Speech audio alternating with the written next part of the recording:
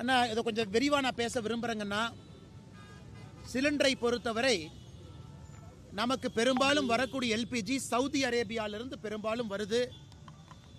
அது straight of Hormuz பகுதியிலிருந்து நமக்கு வரணும். இன்று ஈரான் இந்த போர் ஆரம்பித்த பிறகு அந்த ஸ்ட்ரெயிட் ஆஃப் ஹோர்முஸ் அந்த பகுதியை மூடி வச்சிருக்கிறாங்க.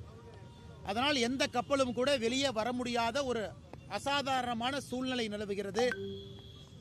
நம்முடைய மத்திய அரசை பொறுத்தவரை பல இடத்துல நம்ம பெட்ரோலியம் உற்பத்தி பொருட்களை வாங்கினாலும் கூட, இம்போர்ட் செய்தாலும் கூட, ரஷ்யாட்ட, வேறு வேறு காலகட்டத்தில் ஈராக்கு கிட்ட, சவுதி கிட்ட, கட்டாரு கிட்ட. ஆனால் அந்த எல்பிஜி கேஸ் மிக அதிகமாக சவுதி அரேபியாவிலிருந்து வருது. அந்த பகுதியில் மட்டும் அது வரணும். ஆனால் இன்று எல்லோரும் எதிர்பார்ப்பது மிக விரைவில் அந்த ஸ்ட்ரெயிட் ஆஃப் ஹோர்முஸ் அந்த வளைகுடா பகுதி இயல்பு நிலைக்கு வந்த பிறகு கப்பல்கள் வர ஆரம்பிக்கும். இன்னைக்கு கமர்ஷியல் சிலிண்டர், நேற்று கர்நாடகாவில் ஹோட்டல் அசோசியேஷன் அவர்கள் ஒரு அறிக்கை கொடுத்திருந்தாங்க. இன்னைக்கு அன்னபூர்ணா கோயம்புத்தூர்ல நிறுவனம் ஒரு அறிக்கை கொடுத்திருக்கிறாங்க. சென்னை ஹோட்டல் ஓனர்ஸ் அசோசியேஷன் கொடுத்திருக்கிறாங்க.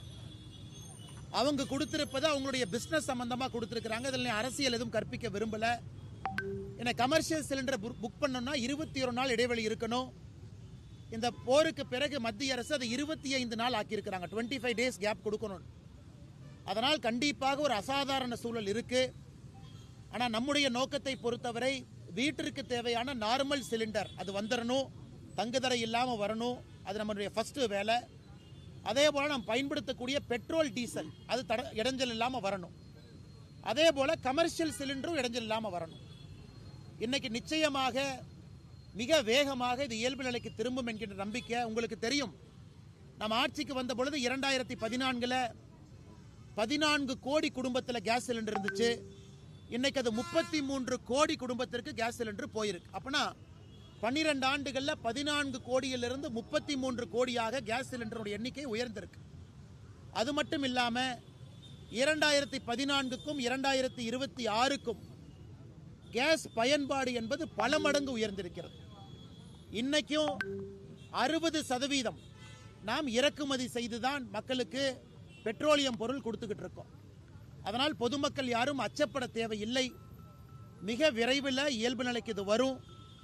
நம்முடைய அரசுக்கு இண்டிவிஜுவலா ஒரு ஸ்ட்ராட்டஜிக் பெட்ரோலியம் ரிசர்வ் ஒரு அரசும் வச்சிருக்கு, நாமளும் வச்சிருக்கோம். பாரத நாட்டிலும் பெங்களூர் போர்ட் உட்பட நாம ஸ்ட்ராட்டஜிக் பெட்ரோலியம் ரிசர்வ் கையிருப்பு இருக்கு. அதனால் யாரும் அச்சப்பட தேவையில்லை, பயப்பட தேவையில்லை.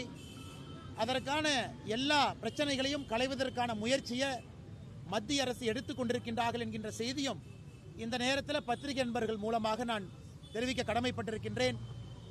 தேவையில்லாத பொதுவெளியில் அச்சத்தை, பயத்தை ஏற்படுத்த வேண்டாம் என்கின்ற அன்பான வேண்டுகோளையும் இந்த நேரத்தில் நாங்கள் தெரிவிக்க கடமைப்பட்டிருக்கின்றோம்.